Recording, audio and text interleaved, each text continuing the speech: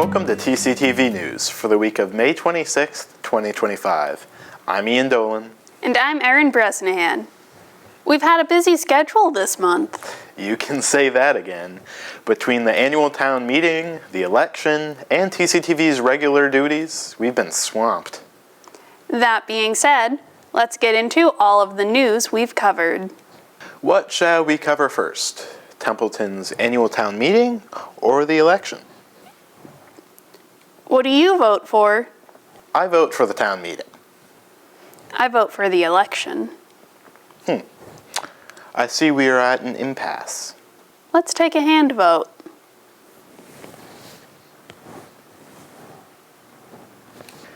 Next year, at town meeting, you can vote by electronic clicker. At the May 14th town meeting... Nice try. The town election comes first. What? But the town meeting actually came first. Templeton's annual election on May 19th ushered in 3 new select board members, as well as other newcomers to Templeton's boards and committees. Point of order. Lisa Basso won a 1-year select board term over Faith Curcio. Robert May and Candace Graves won 3-year select board seats. Sean Case, Joanne Burden, and Peter Stanley won write-in campaigns for Board of Assessors, Community Preservation Committee, and NRSD Phillipston, respectively. Mr. Moderator, point of order. Town meeting came first. Heather Nimzura, 3-year term, and William Cummings, 1-year term, won NRSD school committee seats from Templeton. Several unopposed incumbent candidates were re-elected. Here are the complete official results.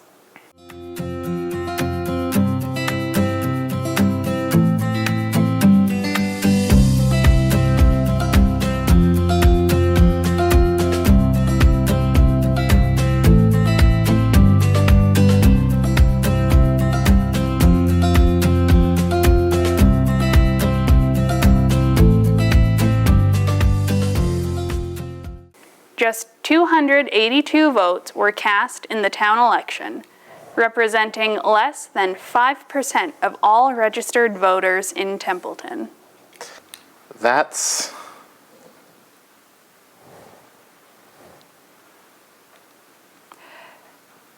lame.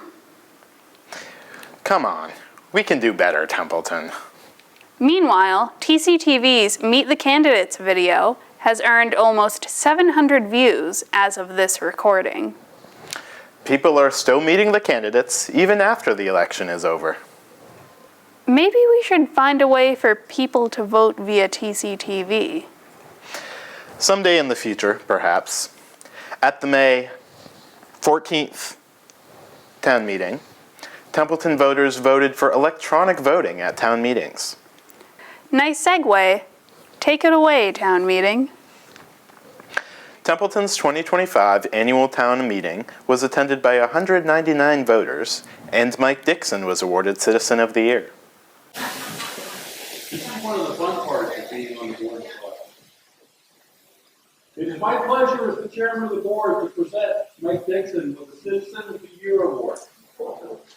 Whereas Michael Dixon has been a dedicated member of Templeton's Historical Commission, Community Preservation Committee, and Emergency Management, Mike works quietly and generously, always working to make Templeton a stronger, more vibrant place. Congratulations, Mr. Dixon.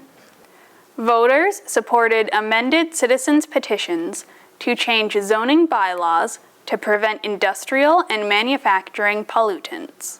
The zoning bylaw changes will be subject to the State Attorney General's approval. The laws in the United States have always originated at the town level, and they go up. It doesn't come the other way, coming down. The most important laws that we have. So it doesn't matter if this is something that's not already a law in Massachusetts.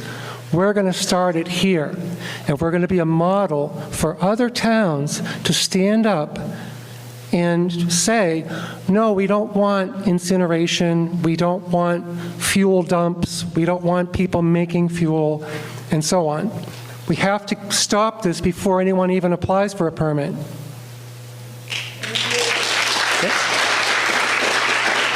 Town and school budgets passed with discussions of use of free cash. That sounds like a song. Let's not go there. You can go your own way, you know. An assessment of town land for a sewer easement failed. A proposed development off Brooks Road would run a sewer line through wetlands and town-owned land to Baldwinville Road. The developer's plans remain unclear. The proposal did earn a superseding order of conditions from the state. And here you go, Templeton. An electronic voting system for town meeting was approved.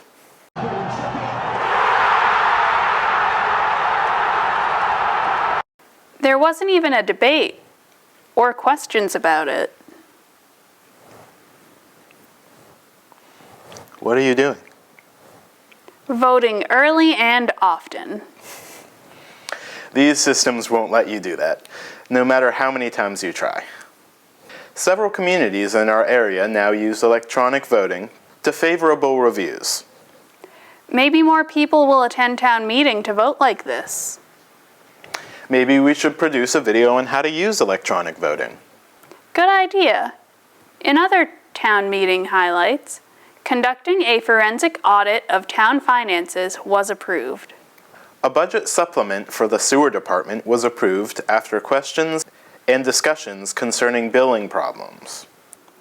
The fire tanker lease was approved. Stone Bridge accounts with the Community Preservation Committee, or CPC, were closed. Gilman Wakefield and Houghton Park CPC projects were approved. A floodplain bylaw update was adopted. And student transportation to Norfolk Academy passed after a reconsideration. Go ahead, please. Julie Kibbe, Lord Road. I just want to take back my $36,000 total for one kid if you're asking for $45,000 for transportation for one kid. So our total, grand total, is now somewhere in the realm of close to $65,000 for this one kid. And just think about what we could do with those funds at Gansett or even Monty Tech. Maybe we can get a couple extra kids in there. Guys, this is ridiculous. Ryan Holmquist, Town Council. The town is required by the law to provide this transportation, so a no vote failing to appropriate the funds doesn't relieve the town of its obligation to provide transportation. Whether DESI would take enforcement actions and what those would look like, I do not know the answer to that, but they would have the town would be liable for not providing that transportation. You can find the town meeting warrant articles and results on the Templeton Town website, templetonma.gov. That was some meeting. 4.5 hours. Democracy can be messy, and it can take a while. It is hard work. Congratulations on another town meeting, Templeton. What was your favorite part of town meeting? Do you really want to know? I'm not sure, but Going home after a job well done. nice dodge. Are you running for office? Absolutely not. Templeton's new select board reorganized on May 28th, with Jeff Bennett appointed chair, Candace Graves as vice chair, and Tim Toth as clerk. Planning a search for a town administrator was discussed, and a roadwork plan using Chapter 90 funds was approved, including work on Royalston Road. You can see the new Templeton Select Board's first meeting at youtube.com/TCTVweb, TCTV's Facebook news feed, and on cable channels 8 in Templeton and Phillipston. In other news, and there is other news, plans to rehabilitate the Otter River Dam off of Main Street were detailed in a presentation to the Conservation Commission on May 19th. Plans include rehabilitation of the dam embankment and repair of the spillways. Just a quick summary of the proposed work. So the dam itself is rather overgrown with vegetation. Some of us were there last week to see it on site, but the first step in the process is going to be vegetation removal within 20 feet of the dam and the dam embankments, and that is per the Massachusetts DCR dam safety standards. And that includes above ground vegetation as well as the root masses. After that, the project proposes to rehabilitate and provide overtopping protection for the embankments on the left and right side as you're facing downstream. So the left embankment is on the south side, and the right embankment would be the north side, as I refer to them. And the third aspect of the project involves repairing the primary and the auxiliary spillways. So the primary spillway is the large main spillway located here where my crosshairs are. And then the auxiliary spillway is down here on the south side of the left embankment. The hearing on the dam repairs will be continued at the June Concom meeting. The emerald ash borer was cited as a concern for ash trees lining roads. I know that one thing that we've been seeing, not just a lot of on South Road, but all over town, is the taking down ash trees because this ash blight. Have you heard about that? No. Well, the ash tree species in Massachusetts has this worm that's getting under the cambium on mature ash trees like this. So if you look carefully along all the streets, they're turning orange on the bark. Oh, I haven't seen those yet. And they're standing dead. It's just in the last 15 months or so. Trees are gonna. The emerald ash borer. Okay, yeah. EAB, it's a huge concern. That ash borer. It's a big concern.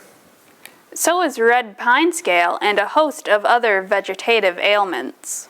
Beach blight. Scurvy. Stop that. Got any more bear jokes? We're down to the bare minimum. Speaking of red pine scale, the Birch Hill Dam portion of the Otter River State Forest underwent a recent makeover to remove diseased trees. About 140 acres worth. It's a pleasant and interesting walk on a level asphalt path at the end of Elm Street. The diseased pines were removed to restore oak woodlands in a pine-barren forest in park-like settings. How's it looking so far, Templeton? And finally, from the April CPC meeting, can a community garden get off or in the ground? I think we still may try to put in something for the community garden. We haven't really gotten off the feet. Plus, we're going to go to the community foundation also and it's low money, so it's going to be very low money. And certainly if you do find somebody like the community foundation says, yeah, we have this program, but you need a matching grant, then that's another good opportunity. Yeah, that would be good. Either way. If you're looking for something to do, a firefly monitoring event at Dwelly Farm with North County Land Trust will take place in June. The conservation efforts have certainly changed the area. Maybe we'll have to take a hike at Dwelly Farm again for an update. Maybe. Check out TCTV's Take a Hike series on YouTube and Channel 8. Before you head out for spring hikes and summer outings, let's check out the weather for the next few weeks.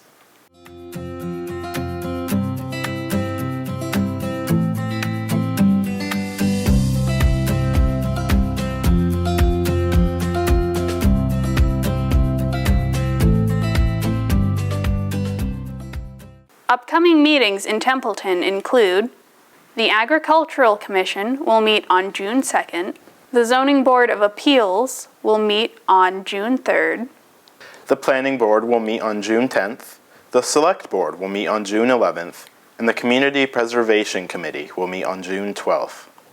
So many meetings. I thought we'd get a break over the summer. We do have fewer meetings in the summer months. The Advisory Committee usually takes a break then, and Capital Improvement doesn't start reviewing budgets for next fiscal year until fall. Okay, so what will TCTV be doing while our meeting schedule lets up? Well, we get to cover all the fun summer events in Templeton. That's right. The Templeton Farmers Market will be coming back to the Templeton Center Common. The market will be held by the gazebo, and for one day a month from June to September. We can't wait to see who will be participating in the Templeton Cultural Council's Concerts on the Common series. The concerts will be on the Templeton Center Common, like the Farmers Market. And don't forget, Templeton Parks and Recreation Department will be hosting their annual Go Play Outside Day fair at Gilman Waite Field in August. Tell your friends and don't forget sunscreen. What's wrong now? I am excited for all of these events. I just wish there was something we could do sooner. The first farmers market isn't until late June, and Play Outside Day isn't until August. That's true. Maybe TCTV could do something. Like what? Well, we have the ability to do media conversions. Could we do something with that? Let's see. Come visit TCTV to convert your old media into new digital files that everyone can enjoy. Take your vinyl records and audio cassettes and transfer them into digital files you can play off your phone. Preserve your media before it gets damaged or lost. Do we have anything else to talk about? We had a lot of news to cover. I think we're all set. By now, Templeton already had its annual Memorial Day parade and ceremony. We'll leave you with some clips and photos from the parade. I'm Ian Dolan. And I'm Erin Bresnahan. This has been TCTV News for the week of May 26th, 2025. Don't forget your sunscreen.